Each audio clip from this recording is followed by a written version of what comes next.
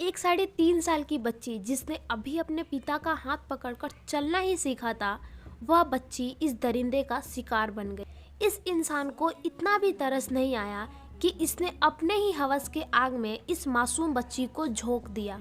यह घटना ऐसे घटी कि पूरे परिवार के साथ साथ पूरे गांव वालों को तोड़ कर रख दिया। जरा सोचिए, एक आदमी ने 3.5 साल के बच्ची के साथ दुष्कर्म किया और इतने से भी मन नहीं भरा तो उसकी जान ले ली। ये मामला है महाराष्ट्र के नासिक जिले के तालुक में स्थित डोंगराले गांव की। वो राज्य जहां बड़े बड़े सेलिब्रिटी तक रहते हैं, वहां एक मासूम बच्ची की हत्या हो जाती है और कोई कुछ नहीं कर पाता है। इस बच्ची का नाम था यादन्या।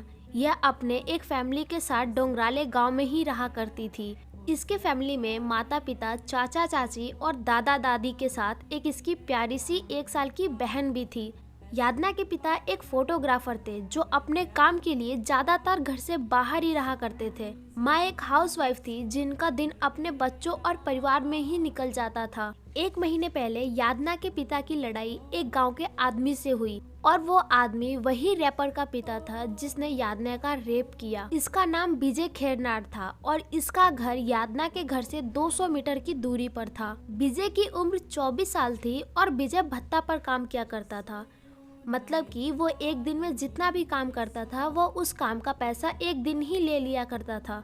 16 नवंबर 2025 दोपहर के 3 बजे यादना अपने घर के बरामदे में अपने दोस्तों के साथ खेल रही थी।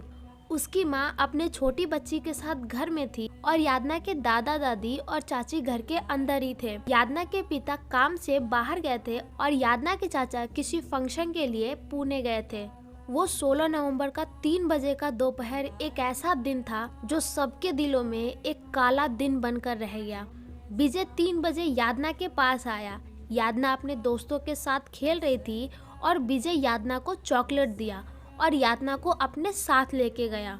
यादना विजय को जानती थी, इसलिए यादना घबराई नहीं क्योंकि यादना के गांव में ही विजय रहा करता था और 1 से 2 बार विजय यादना के घर भी आया था। वह बच्ची उस इंसान के साथ चली गई, लेकिन इस बच्ची को यह नहीं पता था कि इतने मासूम चेहरे के पीछे एक शैतान का चेहरा भी छुपा हुआ है। विजय उसके साथ दुष्कर्म किया और इतने से भी मन नहीं भरा तो उसके मुंह को पत्थर से मारकर जान ले ली और अपने घर के पीछे 2 घर को छोड़कर यादना की बॉडी उस घर के पीछे फेंक दिया। मामला अभी तक तो शांत था, लेकिन अब धीरे धीरे उभर रहा था क्योंकि अब शाम हो चुकी थी और यादना अभी तक अपने घर में नहीं आई थी। शाम के 7 बज गए लेकिन यादना अभी तक घर नहीं पहुंची थी। घर के सभी लोग परेशान हो गए और यादना को ढूंढने निकल गए। शाम के 7 बजे पूरी गांव इकट्ठा हो गई और पुलिस तक आ गई। यादना को ढूंढते ढूंढते सभी लोग यादना के बॉडी के पास पहुंचने वाले थे। जिस घर के पीछे यादना की बॉडी थी उस घर के पास सभी लोग पहुंच गए। उस भीड़ में वह इंसान भी था जिसने यादना के साथ दुष्कर्म किया था और जैसे सभी लोग यादना को ढूंढ रहे थे वैसे विजय भी यादना को ढूंढ रहा था और जैसे सभी लोग यादना के लिए परेशान थे वैसे विजय भी परेशान था।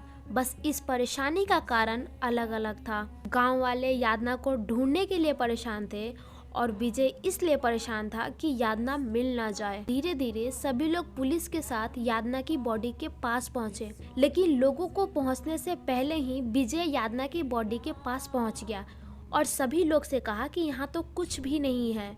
विजय का चेहरा देखकर और विजय की माथे का पसीना देखकर पुलिस को शक हो गया और जब सबने जाकर देखा तो यादना की बॉडी ऐसी हालत में थी कि किसी को पहचान में भी नहीं आ रहा था कि यह उन्हीं की बच्ची है। पुलिस ने विजय को गिरफ्तार किया और पूछताछ करना शुरू कर दिया। तब विजय ने अपने इस गंदे काम को अंजाम दिया और कहा कि हाँ, ये मैंने ही किया है। गांव वालों के पैरों तले जमीन निकल गया। एक मासूम सी बच्ची को देखकर उनको यकीन भी नहीं हो रहा था।